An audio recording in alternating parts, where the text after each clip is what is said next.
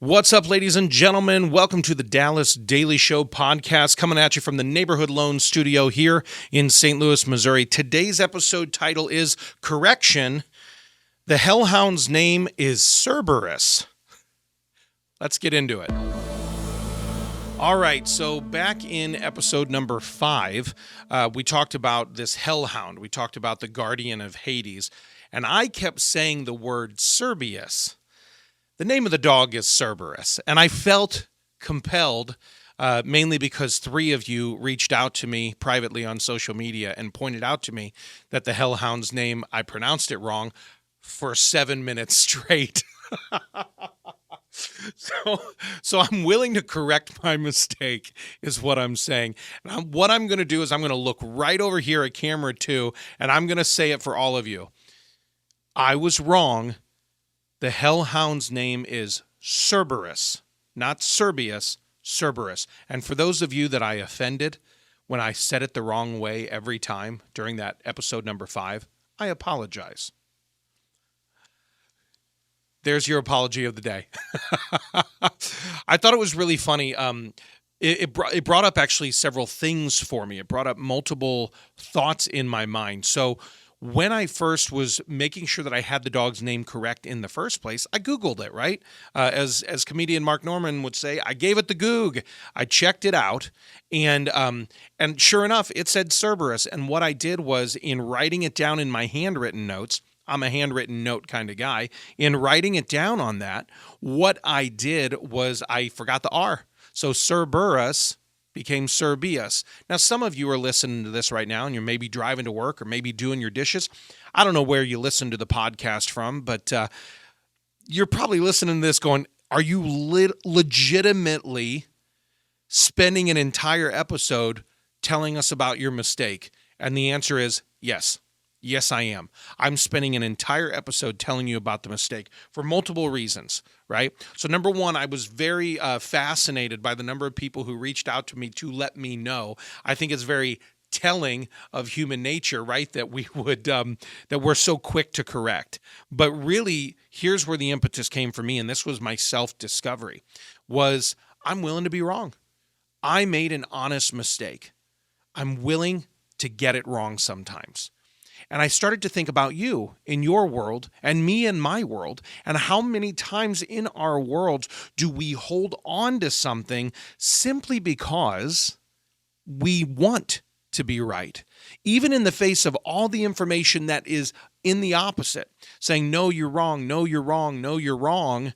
We hold on to it because we might get a little egg on our face. We might be a little mistaken. We might be a little humbled, have to eat the humble pie, have to eat the crow. I don't know why we eat, Taylor. I don't know why we have to eat so many things when we're wrong. You got to eat your words. You got to eat humble pie. You got to eat crow. And none of us like to do it. And I think it's a very difficult thing. But I want to tell you, it's actually a beautiful thing, because what it means is it means you're not holding steadfast to the thing that you feel so strongly about in the face of all the opposite evidence. What it actually means for you is you're willing to say, I am wrong so that I can grow. Let me say that one again.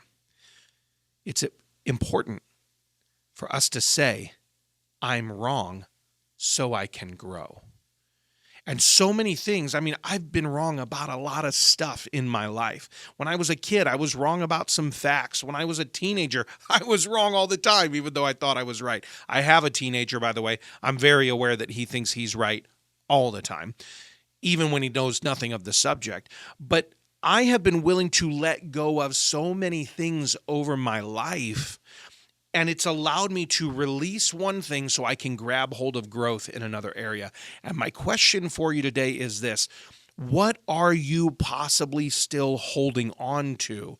What Serbeus are you holding on to when you need to take hold of Cerberus? Now, I don't mean take hold of the Hound of Hell himself, right?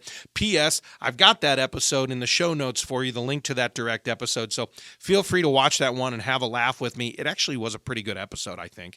I think it got quite a few people talking and quite a few people Googling, apparently. But what I mean by this idea is There are things that you have just simply let go of because you're like, oh yeah, I was wrong. And it had no emotional attachment. What I'm challenging us to think about today is I'm challenging us to think about where are the places where we actually have emotional attachment or maybe identity attached to this need of being right. The idea behind that is simply this. Maybe by trying to stay right, I'm staying stuck. Maybe I'm staying stuck in an old behavior belief pattern. We talk about this all the time on this show. Maybe in order to let go of that and have the mind shift, remember the mind shift episode we talked about yesterday when we talked about visualizing your future self, maybe to let go of that and to grow into something else, we have to be willing to admit we were wrong. I want to be right about my Greek mythology. But maybe we have to be willing to admit, no, I'm wrong here. How do I get to be right? What do I need to let go of? So my challenge for you is, what is it you need to let go of it? What is the thing that you're willing to say, I am willing and able to change because I believe that you are. So on your positive play call card today, here's what I want you to do. I want you to grab that, and what you're going to do is you're going to write the phrase, I am willing and able to change. There's no identity that you need to stay anchored to in your wrongness. Maybe you just simply need to let go so you can grow. But it starts with the belief that you are willing to change and that you are able to change. Where can you let go so you can grow? That's my thought. That's my challenge for you today, my friends. That's it. That's all I got for you. Hopefully you're gaining some value out of these. You know what to do at this point. Grab your resources at dallasdailyshow.com. Like I said on yesterday's pod, we have a new resource there for you, The Future You Visualize PDF as well, download so that you can do the visualization exercise. If you're not getting the Mind Shift episodes yet, we've got that series available for you as a whole separate playlist that's growing inside of YouTube. So be sure and check that out. But the thought today is, can you be willing and able to grow? Can you let go so you can grow? All right, my friends, before I let you go, let me pray for your 4 eyes. I pray that you would grow today in your insight, the revelation of what you're learning and implementing, that you would grow today in number 2, your imagination of who you are and what's possible, that you would grow number 3 in your intention, that is your will plus your action to do something amazing, and then ultimately that you would grow in your impact in the world around you. May you be blessed in all of that today. And my friends, go out there and have a championship day. Thanks for listening to my dad's podcast.